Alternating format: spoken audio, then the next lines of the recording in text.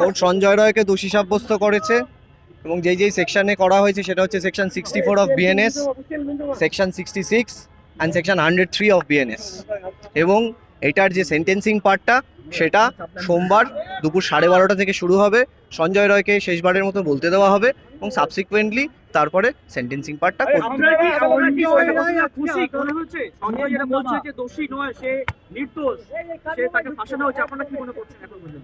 দেখুন, আমাদের যা যা মনে হওয়ার পার্ট সেটা আমরা আমাদের ওরাল আর্গুমেন্টসে বলেছি।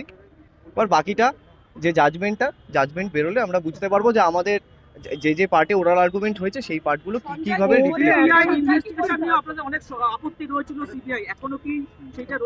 দেখুন, কোর্টও তো রিফ্লেক্ট করেছে যে ইনভেস্টিগেটিং এজেন্সি যারা ছিল তাদের বেশ কিছু ভুল ছিল এবং তাদের কিছু জিনিসে তাদের ল্যাচেসের ওপরে কোর্ট সেটা হাইলাইট করেছে এবং সেটা বলেছে কোর্ট যে আমরা আমাদের কোর্ট বলেছে যে জাজমেন্টের কপিতে সেটা রিফ্লেক্টেড থাকবে। এবার সেটা জাজমেন্টের কপি পাওয়ার পরে সেটা বলতে পারবো। সঞ্জয় রায়ের যেটা বক্তব্য ছিল যে একটা গলায় রুদ্রাক্ষর মালা নিয়ে, কিন্তু যে রুদ্রাক্ষর মালা বেসিসে সঞ্জয় রায়ের বক্তব্য, সেই রুদ্রাক্ষর মালার পার্টটা কোনোভাবেই ক্রস এক্সামিনেশনে আসেনি এভিডেন্সে। এবং যেটা কেউ 351 মানে যেটা তার নিজের বক্তব্যের সময় বলবে সেই পার্টে বা যেটা আর্গুমেন্টে বলবে সেইটা that has to be corroborated by evidence as well as 351, কিন্তু সেটা কোনোটাই ওদের ডিফেন্স কাউন্সিল তুলে ধরতে পারেনি।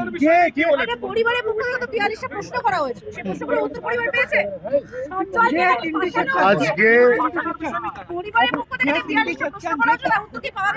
পরিবারের পক্ষ থেকে যেই 42টা তাকে উত্তর দেবে, একটু বলবেন?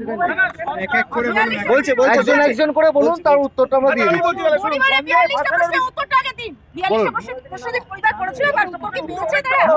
আজকে যেইটা দেওয়া হয়েছে, আজকে শুধুমাত্র তাকে দোষী সাব্যস্ত করা হয়েছে। বাকি যেই প্রশ্নগুলো আপনি বলছেন 42টা প্রশ্ন, সেই প্রশ্নটা যেই উত্তরগুলো যেই সোমবার দিনকে যেই জাজমেন্ট দেবেন উনি, সেই জাজমেন্টের কপিতে সেইটার উল্লেখ থাকবে। এবং আজকে জজ সাহেব উনি যেই রায়টা দিতে চলেছেন, যে জাজমেন্ট বা সেন্টেন্সিংটা দিতে চলেছেন, সেখানে উনি পরিষ্কারভাবে বলে দিয়েছেন উনি কতগুলো ভাগে সেটাকে ভাগ করেছে।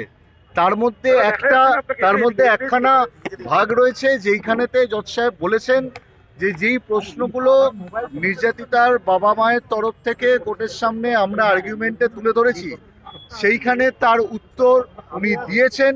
এবং বাকি যেই জাজমেন্টের পার্টটা আছে সেইখানে তার উল্লেখ থাকবে। তো আমরা আশাবাদী যেই প্রশ্নগুলো ওনাদের মনে এসছে এবং আমরা যারা আইনজীবী দাঁড়িয়েছি আমাদের মনে এসছে, আমরা সেটা জমা করেছিলাম আর্গুমেন্টে।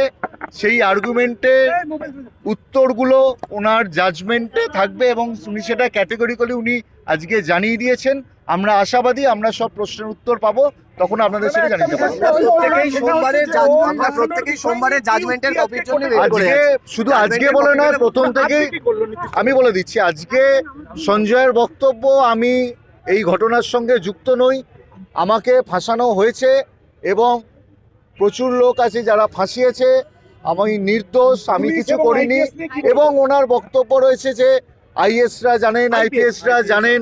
ওনার বক্তব্য রয়েছে যে মোটমাট শীর্ষ যারা রয়েছেন, যারা ইনভেস্টিগেশন এজেন্সি বা যারা এই পুলিশ মহল থেকে এবং ডাক্তার মহল থেকে এবং যারা রয়েছে তারা সবাই জানে, এই বক্তব্যটা উনি তুলে ধরেছেন। কিন্তু এখানে একটা জিনিস বলে রাখি, প্রথম থেকেই এই সঞ্জয়ের এই বক্তব্যটা বলে যাচ্ছে যে অনেকে জড়িয়ে রয়েছে, আমি সব কিছু বলবো।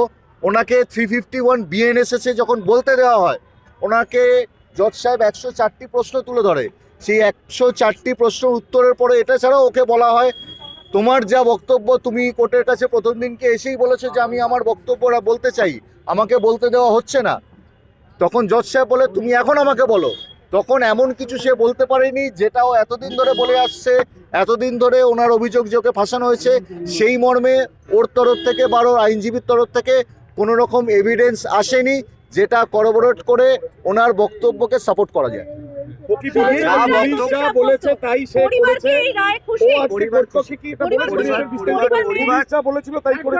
না, কোনো কাউকে স্পেসিফিক কাউকে দোষ দিয়ে বলেনি, ওর একটাই বক্তব্য আমি নির্দোষ, আমাকে ফাঁসানো হয়েছে এবং সবাই জানে সবাই এই জানে এবং যে বক্তব্যটা বাজারে রয়েছে, ছিল, কিন্তু এইখানেতে যখন আর্গুমেন্টে বলা হয় বা তারপরে বলা হয় একটা কেসের বিচার পেতে গেলে বিচারের জন্য যেটা দরকার সেটা হচ্ছে এভিডেন্স। এভিডেন্সে কোনো রকম তার আইনজীবী তারা কোনো কিছু তথ্য তুলে ধরতে পারেনি। আর আমরা যেই আর্গুমেন্ট সাবমিট করেছি, আমরা একটা ফার্দার ইনভেস্টিগেশনের জন্য এগোবো, কেন সাপ্লিমেন্টারি চার্জশিট এখনো শেষ হয়নি, তো কেসটা কিন্তু আজকে শেষ নয়। আগামী দিনে আরও তথ্য আশা করি উঠে আসবে এবং যে বা যারা এই ঘটনার সঙ্গে যুক্ত তাদের আমরা সর্বোচ্চ সাজা এই ধারাগুলো তাদের অনুযায়ী